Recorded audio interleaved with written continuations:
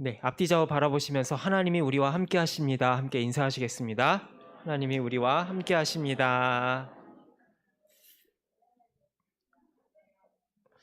네, 오늘은 목자의 헌신 예배이기도 하지만 특별히 저희가 올해부터는 매 4, 5, 6 상반기, 하반기 각각 3번씩 나누어서 매월 첫 번째 주일은 우리가 목장 모임을 좀 주일날 좀 가질 수 있으면 좋겠다라는 취지에서 좀 새롭게 목장 모임을 시작을 하게 되었습니다. 이제 그런 의미에서 사실은 오늘은 목자의 헌신 예배이기도 하지만 또한 목자들을 통한 우리 모두의 헌신의 의미를 담아서 목장별로 좀 함께 앉아보자라는 의미에서 이렇게 함께 예배를 드리고 있는데요. 어떠십니까? 평소에 앉던 자리와 좀 다른 자리에 앉아 보이니까 또 교회와 우리 교우들이 새롭게 보이는 것 같지 않습니까? 네. 열심히 준비한다고는 했는데 또 준비하는 과정에서 또 굉장히 부족함이 많았음에도 여러분들이 잘 섬겨 주셔서 이렇게 은혜로운 예배를 드릴 수 있게 해 주심에 감사드립니다. 네, 오늘 우리가 함께 읽은 이 출애굽기는 하나님께서 이스라엘 백성들을 애굽의 압제에서 벗어나게 하시고 또 이스라엘이라고 하는 하나님 나라의 위대한 출발을 알려주는 책입니다. 아들 하나 없던 아브라함에게 하나님께서는 너의 자손이 바다의 모래와 같이 하늘의 별과 같이 많게 하겠다라고 약속하셨습니다. 그리고 그 말씀은 이삭과 야곱을 거쳐서 마침내 요셉을 통해 애굽 땅에서 현실화되었습니다. 요셉의 뒤를 이어 수백 년이 흐르는 동안 야곱의 12아들의 자손들은 정말로 바다의 모래알같이 불어나게 되었고, 이에 위협을 느낀 애굽의 바로왕은 이들을 핍박함으로 없애려고 했습니다. 그러나 이런 공중권세 잡은 자의 핍박은 하나님 나라를 향한 하나님 자신의 꿈과 의지를 꺾지 못했으니 하나님께서는 당신의 종 모세를 통해서 급기야 당신의 백성들을 애굽에서 빼내오게 됩니다. 그리고 성경은 그 수가 자그마치 60만이 되었다라고 기록을 하고 있습니다. 어마어마한 숫자이지요. 이렇게 많은 사람들이 애굽을 빠져나오고 홍해를 건넌 기쁨도 잠시, 이들은 새로운 문제에 부딪히게 되었습니다. 이들이 살아야 하는 광야는 애굽과 달리 먹을 것, 입을 것, 살 것 모두가 부족한 거친 들판이었습니다. 게다가 수십만 명의 군중을 이끌고 하나님께서 약속하신 약속의 땅 가나안으로 돌아간다라는 것은 수많은 도전과 과제를 모세 앞에 던져놓고 있었습니다. 이러한 문제와 도전 앞에 모세를 압박하는 또 다른 과제가 놓여 있었습니다. 그것은 바로 수많은 백성들의 이해관계를 조정하고 그들을 지도하는 문제였습니다. 나라가 처음 생겼으니 얼마나 해야 될 일이 많이 있겠습니까? 게다가 수십만 명이 한데 부딪혀서 살아가다 보니까 얼마나 많은 사건 사고가 일어났으며 또 얼마나 많은 이해관계가 충돌을 하였을지 우리는 쉽게 짐작할 수 있을 것 같습니다. 이러한 문제를 해결하기 위해서 오늘 본문을 보면 13절에 이렇게 기록을 하고 있는데요. 이튿날 모세가 백성을 재판하느라고 앉아있고 백성은 아침부터 저녁까지 모세 곁에 서 있는지라라고 기록을 합니다. 모세 한 사람이서 그 많은 백성들을 지도하고 감독하고 가르치는 동안 그 수많은 백성들은 그 광야의 땡볕에 앉아 서서 그 자신의 차례가 오기를 기다리는 이 모습, 얼마나 고되고 힘든 삶이었을까요? 그 많은 인파와 수많은 문제들을 모세 한 사람의 지도력과 카리스마에 의존하여서 그들은 해결하려고 했던 것입니다.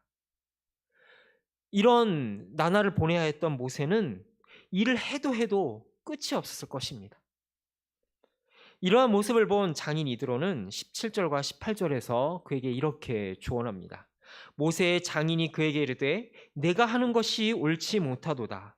너와 또 너와 함께한 이 백성이 필경 기러기 쇠하리니 이 일이 내게 너무 중함이라. 내가 혼자 할 수 없을 것이다 라고 조언을 합니다. 모든 일을 모세 혼자 다 감당하려고 하는 이 모습이 모세 한 사람에게만 안 좋을 뿐만이 아니라 그가 인도해야 되는 모든 회중들에게도 결코 좋지 않다라는 것을 조언하고 있는 것입니다. 그러면서 이도로는 그에게 두 가지를 제안을 하는데요. 먼저 이도로는 모세가 정말로 집중해야 될 것이 무엇인지를 가르칩니다. 그 말씀이 바로 19절 하반절과 20절에서 이렇게 조언을 하는데요. 너는 하나님 앞에서 그 백성을 위하여 그 사건들을 하나님께 가져오며 그들에게 율례와 법도를 가르쳐서 마땅히 갈 길과 할 일을 그들에게 보이라라고 명령합니다. 모세가 집중해야 될 일은 뭐냐? 바로 이 모든 회중들에게 하나님의 율법과 법도가 무엇인지 큰 원칙과 테두리를 제시하는 것입니다. 백성들이 자신의 문제를 일일이 작은 것까지도 모세에게 가져와서 물어보고 해결해 달라고 물어보는 이유가 무엇 때문일까요? 기준을 모르기 때문입니다.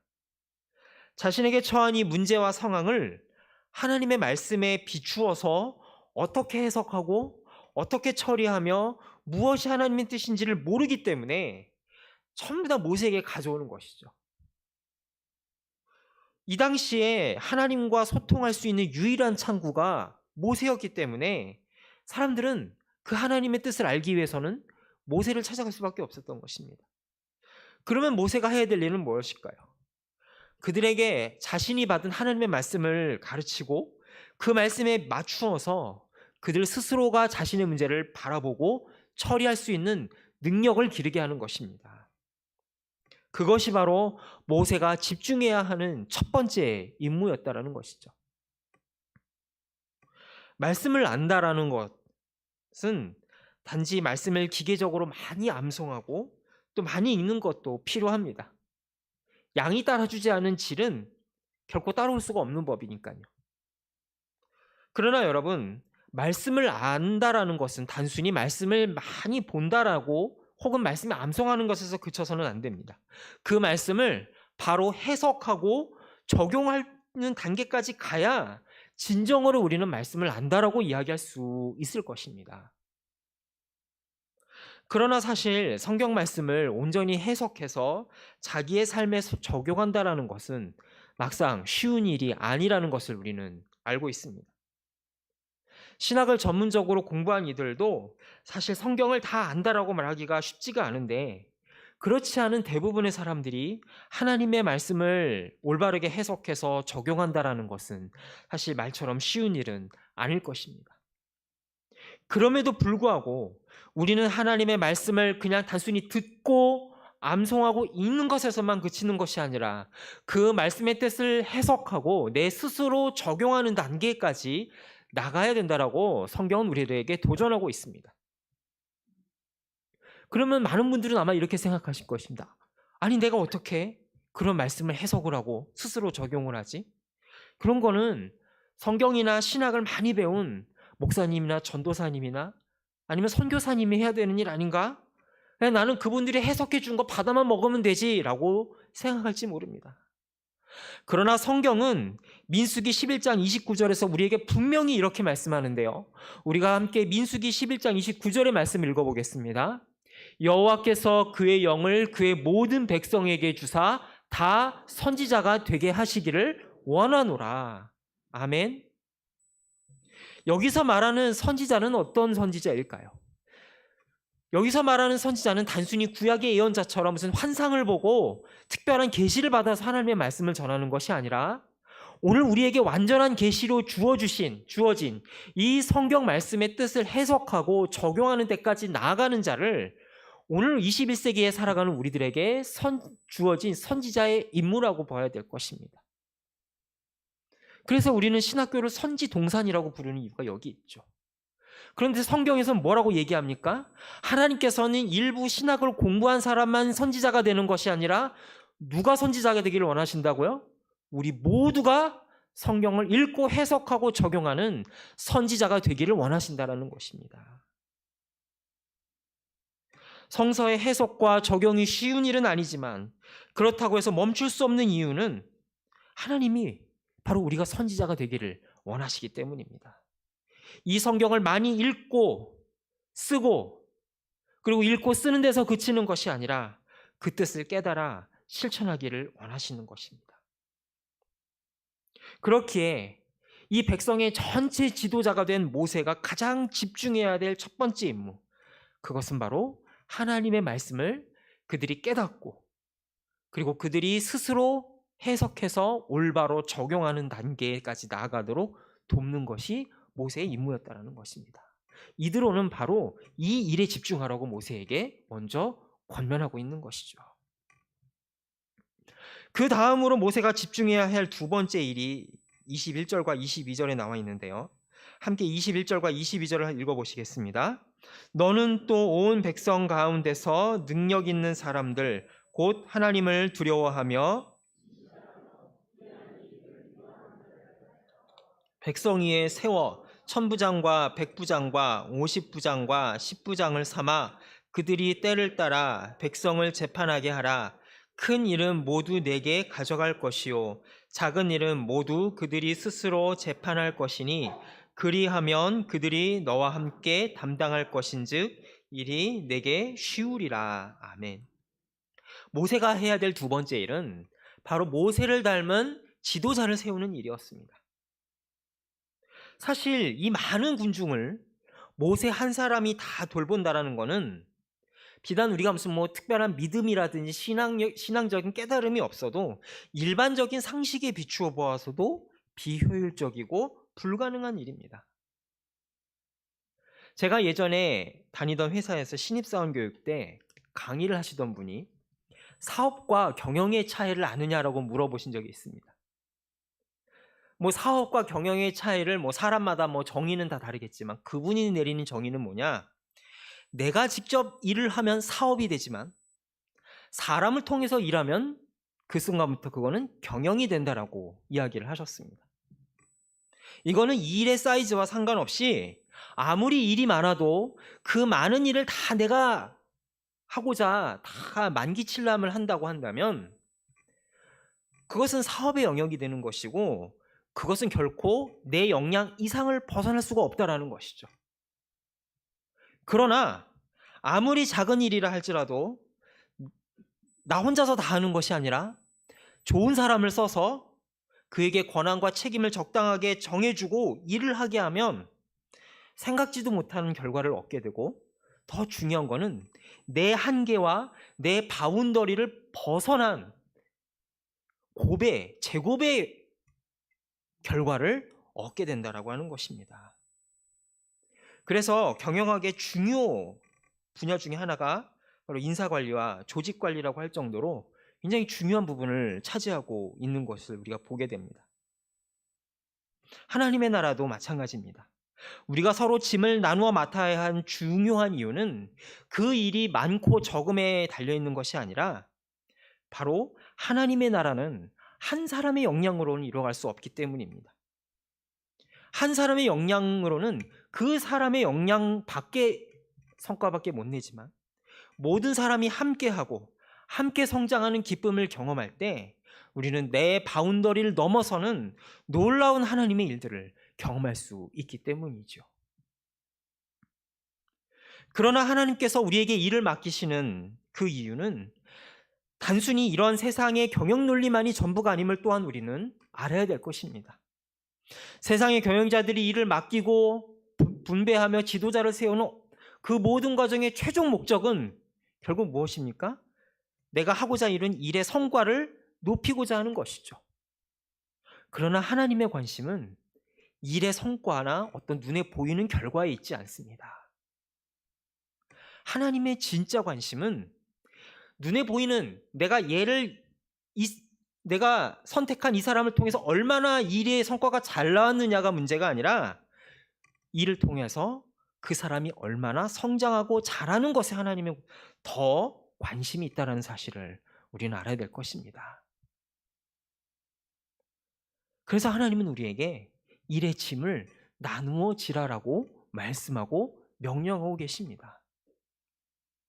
사실 이 세상의 모든 일을 가장 효율적으로 가장 뛰어난 방법으로 처리하려고 하면 방법은 딱 한 가지입니다. 하나님이 혼자 다 하시면 됩니다. 그렇지 않습니까? 하나님이 전지전능하시고 능치 못할 것이 없는데 하나님이 혼자 다 하시는 게 가장 베스트죠. 그런데 왜 하나님께서는 죄 많고 연약한 우리를 불러서 당신의 일을 맡기시는 걸까요? 그것은 바로 하나님의 관심이 어떤 일의 퍼포먼스나 성과 자체에 있는 것이 아니라 그 일을 통해서 자라나는 우리 자신에 더 관심이 있기 때문이라는 사실을 우리는 알아야 될 것입니다. 하나님은 우리를 부르시는 목적이 우리를 불러서 일시켜서 부려먹으려고 부르는 것이 아니라 그 일을 통해서 우리가 자라나고 성숙하기 위해서 우리를 부르신다라는 것이죠. 오늘 본문을 보면 이드로는 하나님의 중요한 이런 사명을 감당한 일꾼의 자격에 대해서 21절에 이렇게 이야기합니다. 너는 또 온 백성 가운데서 능력 있는 사람들 곧 하나님을 두려워하며 진실하며 불의한 이익을 미워하는 자를 살펴서 백성 위에 세워 천부장과 백부장과 50부장과 10부장을 삼으라고 이야기합니다. 물론 우리가 사람을 세우는 일에 있어서 좋은 사람을, 합당한 사람을 뽑아 세우는 일은 너무나 중요합니다. 그러나 동시에 우리는 이 본문을 읽으면서 마음에 부담이 오게 됩니다. 내가 과연 여기서 말하는 능력 있는 자인가? 과연 내가 이 일을 감당하기에 합당한 진실한 자인가? 우리는 마음에 늘 부담감과 죄책감을 가지고 살아갑니다. 그러나 여러분, 처음부터 능력 있는 사람이 어디 있으며 처음부터 좋은 인재가 어디 있겠습니까? 연약하고 부족한 우리를 부르셔서 하나님의 일을 감당할 수 있도록 주께서 우리에게 은혜를 베푸신다는 사실을 우리는 믿을 수 있기를 소망합니다. 그 은혜가 있기 때문에 오늘 우리가 이 자리에 있게 된 것 아닐까요? 그렇기에 교회가 감당해야 될 가장 중요한 일은 바로 인재를 키우는 일이라는 사실을 우리는 잊어서는 안 될 것입니다. 왜냐? 하나님의 관심이 사람, 그 한 사람이 세워지고 자라는 데 있기 때문이죠. 하나님은 우리에게 도전하십니다. 결과는 내가 책임질 테니 너는 가서 마음껏 일하라. 하고 싶은 만큼 너가 하고 싶은 대로 해보라라고 우리에게 도전하고 계십니다. 그리고 이러한 원리를 가장 잘 실천한 분이 성경에 또 한 분 등장하시니 그분은 바로 우리의 주님이신 예수님이십니다. 우리는 성경에서 예수님이 하셨던 수많은 일들을 보게 됩니다. 말씀을 가르치시고 사람들을 질병과 고통에서 구원하시며 수많은 사람들을 먹여주신 그러한 기적들과 능력의 사역들을 보게 됩니다.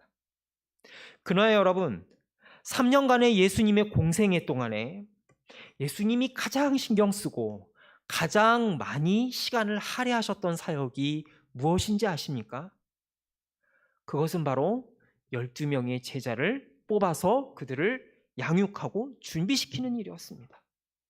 바로 소그룹 사역, 작은 목장 사역이 바로 예수님의 사역의 3년 동안의 사역의 대부분의 시간을 차지한 사역이었다라는 사실을 우리는 주목해서 볼 수 있기를 원합니다.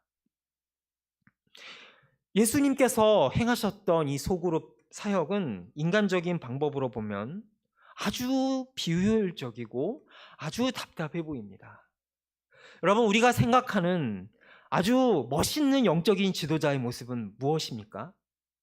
수많은 군중들 앞에서 뛰어난 카리스를 가지고 막 불받아라 막 하면서 막 그런 카리스마를 휘두르는 그러한 모습을 멋있는 지도자라고 생각을 하고 또 예수님이 또 그러한 지도자였을 것이다라고 생각을 할 때가 많죠.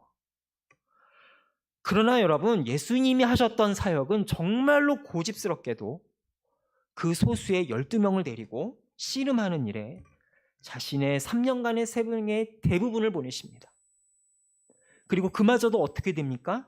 예수님이 겟세마네 동산에서 잡히시던 그 순간 한 명은 뒤통수를 치고 나머지 11명은 배신하는 그런 결과를 맺고 말았죠.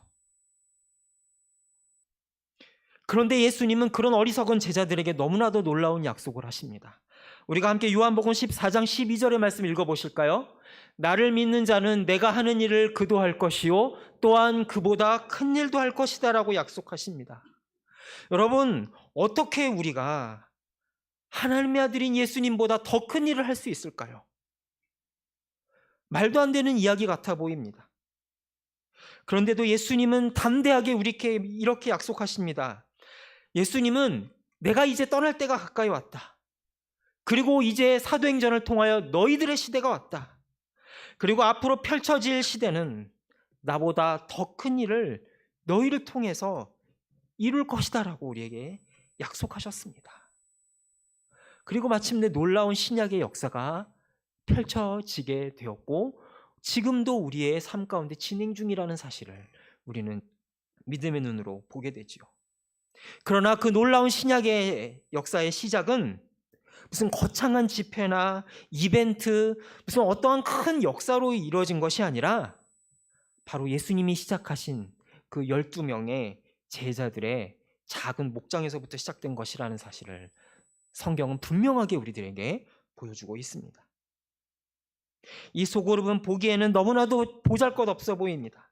그러나 하나님의 나라는 어떤 한 사람의 카리스마 있는 리더십에 의해 이루어지는 것이 아니라 예수님을 닮아가고자 노력하는 수많은 제자들의 헌신으로 이루어지는 것이기에 예수님은 오늘도 당신의 뒤를 따를 제자들을 부르고 계십니다.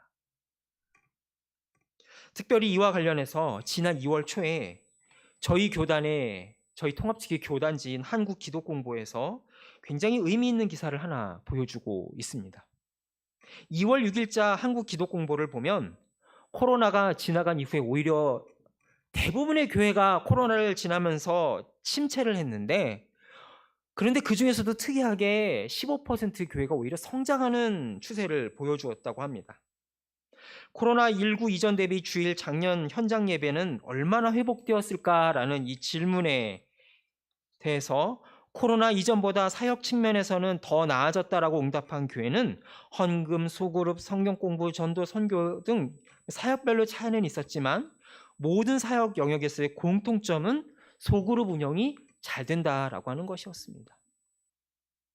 올해 교인 수가 증가할 것이다라는 예상도 소그룹이 잘 되는 교회가 78%로 그렇지 않은 교회 56%보다 훨씬 높았다라고 합니다. 여러분, 이 소그룹 사역의 결과가 보여주는 것이 무엇일까요? 이 교회들이 우리가 한번 교회 성장을, 신도수를 늘려보기 위해서 한번 소그룹을 해볼까? 이런 동기에서 한 것이 아니라 정말로 하나님이 원하시는 교회의 모습은 무엇일까?